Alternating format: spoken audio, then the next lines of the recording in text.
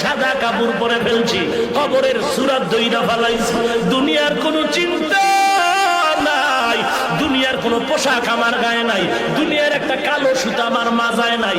ও মাওলা, আমি তোমার পাগল হইয়া সাদা কাপড় পরে এখন ঘুরতেছি।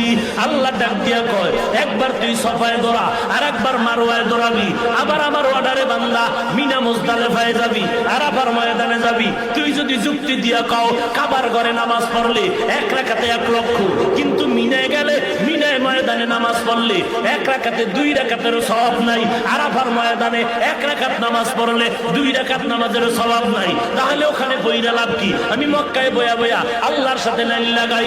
আল্লাহ বলে চালাকি করলে হবে না।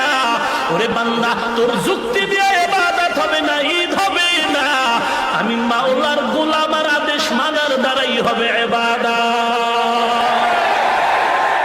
1 লাখ বুঝি না, 50,000 বুঝি না। আমি বলছি আরাফার ময়দানে যাবি, খোলা আকাশে চিল্লায় কানবি। আমি মাওলা অর্ডার করছি মুজদালিফায় দৌড়াবি, পাথর টোকাবি, খাম্বায় ওই খুঁটির গোড়ায় গিয়ে পাথর মারবি।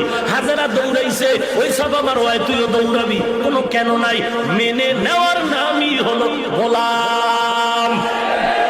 যুক্তিতে বুঝে আসে না, মিলাদুন নবী ঈদ করবো না কেন? যুক্তি টুক্তি চলবে না। মুসলিম শরীফ বলে নবী মিলাদুন নবীতে রেখেছেন রোজা।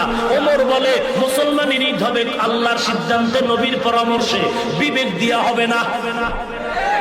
কথা বুঝলেন নি?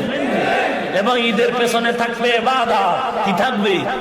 ঘুমের থেকে উইটাই গলায় ফুল লইয়া স্লোগান দিলে এটা ঈদ হবে না। পেছনে